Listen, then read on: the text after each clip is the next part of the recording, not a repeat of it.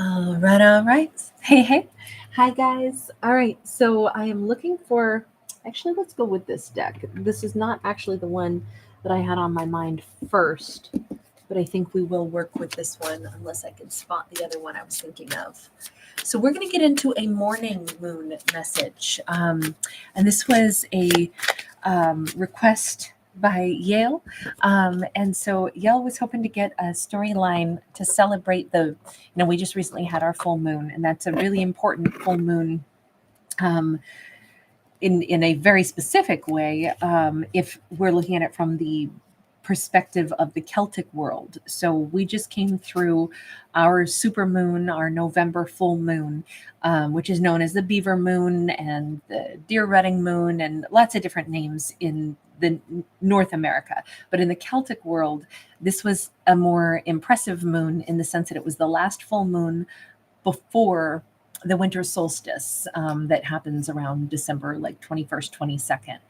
And so, with that in mind, hi guys, with that in mind, in the Celtic world, they looked at this moon as kind of like their new year.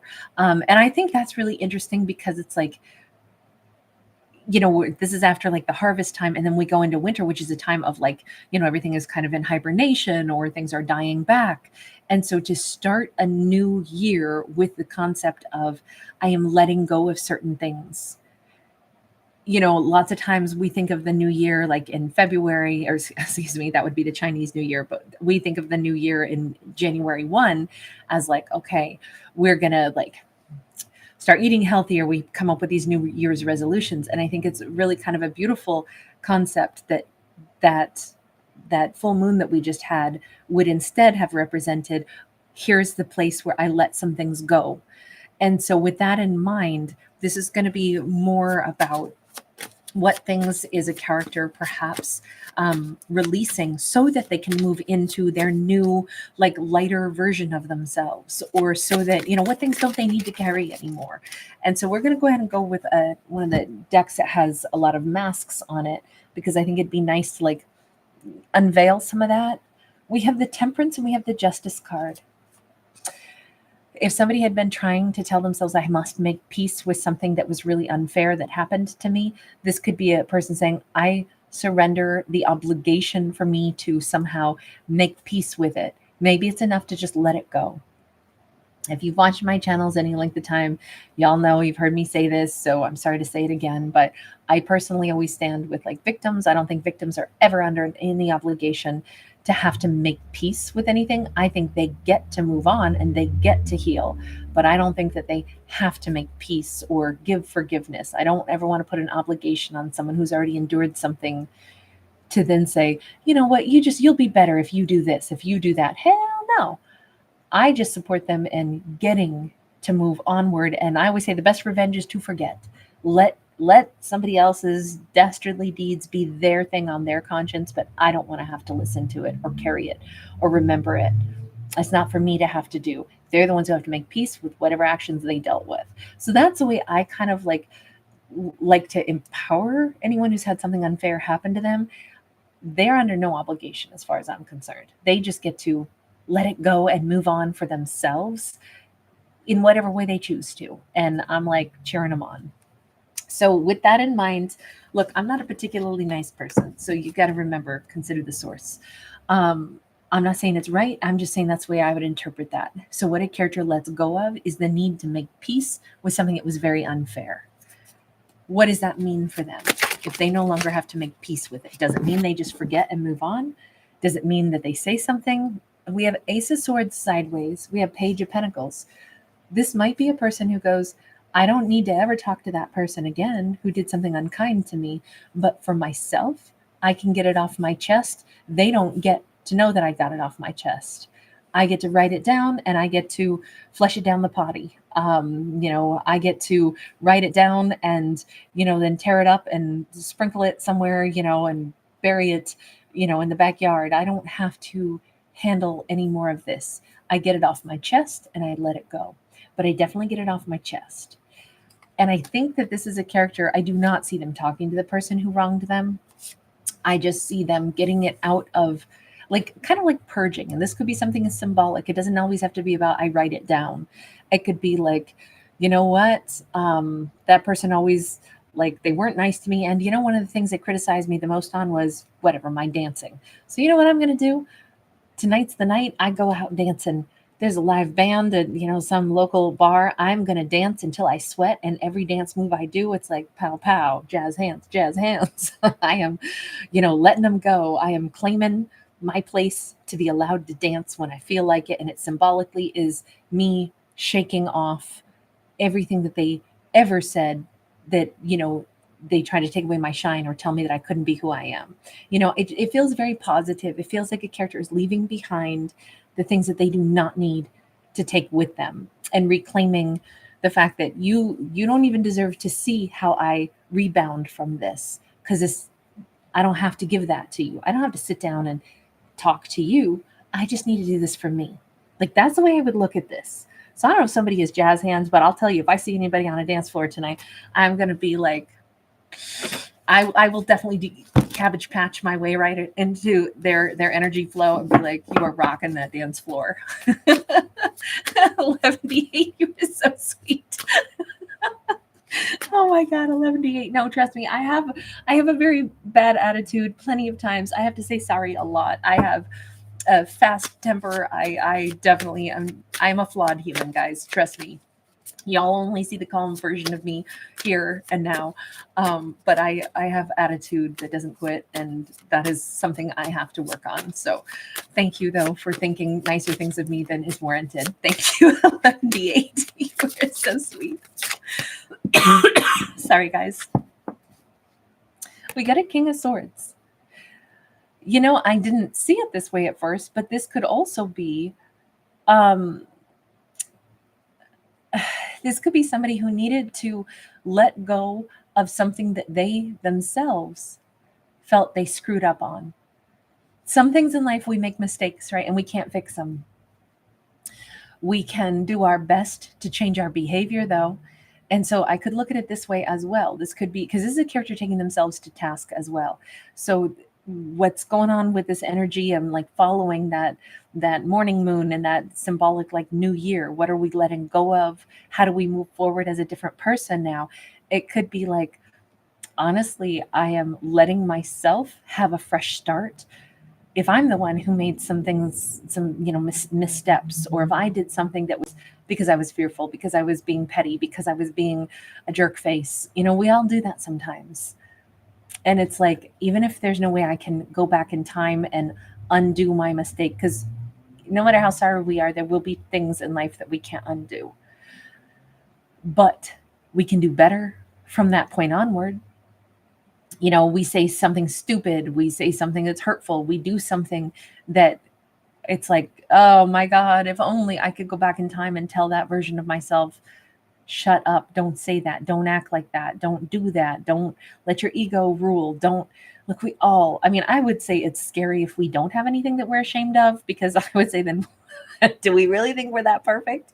I don't know anybody that doesn't have stuff. I mean, I right now could think of a million things that I would probably start to blush if I thought back and be like, oh God, I was so selfish at that moment. Oh God, I wish I hadn't acted like that. I wish I hadn't said that. That was so stupid. That was so petty. That was so ignorant of me. Like, I have a lot of things that I regret, you know, and hopefully I don't make those same mistakes anymore. When I cringe at my memory of things I've said and done, that I just wish I could, you know, not have been such a jerk or a pompous idiot, you know, in that moment.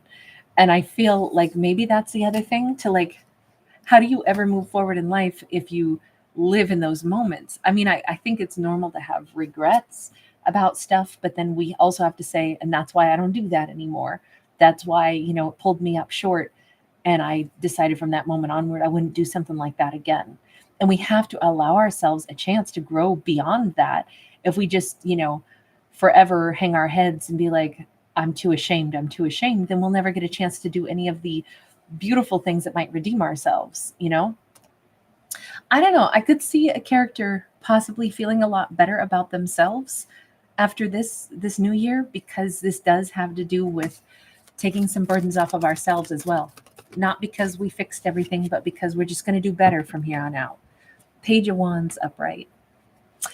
I definitely think that somebody is slowly but surely starting to like plan what they want to be more excited about, think about the things that they want to do next, gravitate toward the next chapter of their life, the things that are going to matter to them. Now, at this moment, it does kind of look like this could be a divine masculine story more heavily, even though I don't read for genders. If anything, this could just be somebody who's in the energy of the sun during this moon, meaning they are not asking things to come to them. They are actively saying, I am aware, I am letting go of these things so I can intentionally move forward with, like gusto. They are in the masculine energy of the sun, making these conscious decisions. So I don't think that there's anything murky about this. This could have been a very powerful moon for a character who consciously, sat down with themselves and said, what are we sick of lugging around? Let me take that off my shoulders. What are we sick of having impact us that isn't doing us any good? Feelings of guilt that inhibits us so much that we can't even move forward. No, I have to set that to the side. Even if I still feel bad, I have to just do better. If I am upset over what someone else did to me in my life, that also, they should carry that shame, not me. I am free of that so that I can live. This is me reclaiming my right to, be who I choose to be. I see this as like a lot of surrendering the past, which is, I mean, exactly what this moon is about. But there's got a lot to do, I think, with guilt and wrongdoing. We have the sun. I definitely feel like somebody is making a promise to themselves. After this full moon, I'm going to be happier. I'm going to be more direct. I'm going to pursue what I want. I'm going to shed light and walk into the light, like actually go toward things that are positive. I am not hanging around in memories of who harmed me. I'm not hanging around in memories of mistakes that I perceive I've made. It is time to just move into the next chapter, and it should be more joyful. I do think this character might have to like rev up to that a bit. And keep in mind, if this moon is about like a new beginning, a new year, but it happens during the time of winter, it says that there's a lot of dormant time. But a lot of things during the dormant time of the winter, that's when they're not doing nothing. Plants, anybody that gardens, that there's, your perennials are going to come back. Your tubers are still doing their little thing and they'll pop up their little heads in springtime. There are processes that happen. Even like, let's say, we'll use an analogy of the human body. We go night night, and it's not like we're just somehow checked out or unplugged. Our body is still doing all kinds of repairs.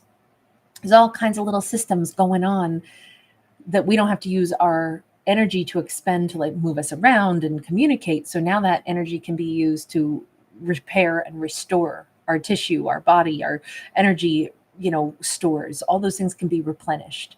So a time of like winter or a time of sleep or a time of hibernation doesn't mean nothing's going on. If anything, we've got little root systems spreading out, and we've got somebody like, I'm going to say, like making new neural pathways, and they're starting to realize, I really want to have happier. I really want to do better. I really want to gravitate toward things that bring joy into my life instead of hang back here in this burdensome energy I've been in for far too long. So it's definitely, if we're going to let anything die, it's burdens. And if we're going to embrace something that's going to live, it's happiness and it's our vitality coming back. I really like that for our character. I think it's really a nice message for them.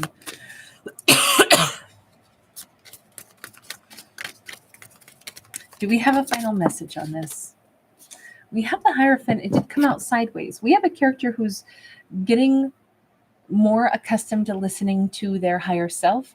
They're not totally dialed in yet. And maybe that's what this like blissful, like wintry space might be. I got a couple months maybe to learn how not just to think these thoughts of what I'd like to do next, but to actually start to, well, like I said, if we're sleeping and our body is actually replenishing our energy stores, when we wake up, we'll feel a lot stronger, a lot better, right? Right now, it's kind of like our character is in sleepy land but they're thinking in the subconscious, these are the things I'd like to do, but they're still gearing up for it. It may be a little while before this character starts to live a better life, but they're definitely like, this is a turning point for them. We've seen them like set their trajectory. They've set their course. This is absolutely the direction their life will go, but they need a little bit of time to let go of one thing and embrace this other, and then sail into that future that they're determined to have for themselves. If this is a story specifically about, could be a Libra, could be a Sagittarius. We did see them come out as a really strong Libra, Gemini, Aquarius. So possibly strong Libra in particular. If this is his story, oh, and I'm sorry, also Taurus and Leo. What am I saying? My God. We got a lot of major arcana. If this is somebody, the only reason I'm trying to claim him as like this King of Swords is because that's our court card that presented itself. This could be primarily a message about a particular divine masculine who's going through this like wonderful transformation. And it could mean that he will be able to start gravitating toward the things he's really wanted in his life. Partnerships, love stories. He may be letting go of old traumas. He may be, breaking free of a lot of old like components of what he thought his identity was. And he's not going to feel like he's that person anymore. This is his chance to claim his own identity moving forward. And that could change everything in his life. He could go after the love story that he wants. He could go after the career path he wants. He could make big changes in his life after this. But he does need just a little bit of time still to kind of like ease into this new mindset is what I'll say. All right, you guys, really good to see you. Wonder T, hi babe. Inso Mom, hi honey. Sassy S, feeling my soul. Ginger Montague, you are so awesome. Thank you. Hey, Fees Mystic Faith. I know, right? We do have the story of the King of Swords that seems to dance through many of our stories, huh? Hi, Helena. 11:8, thanks again, Angel. Sarah J. Ren Costigan, good to see you. I know, right, Ren? We'll see. Hopefully we'll get a King of Pentacles next. Who knows? 11:8, I so agree with you. Whitman Clan, Annette, Joseph Wiseman, so wonderful to see you. Thank you guys so much. Annie S, hi babe. Lion Queen, thank you guys. Virgo Joy, hi honey. Deep Blue Night Thoughts, Brandy Summer, Brahita Beauty, Katarina Johnson, Johansson, excuse me, Katarina. Thank you guys again. Really nice to see you. Shariza Ali, Don Divine. Lots of love, you guys. And Denise, you were first in the house on this one. All right, you guys, take care. I'll see you on the other side. Bye for right now.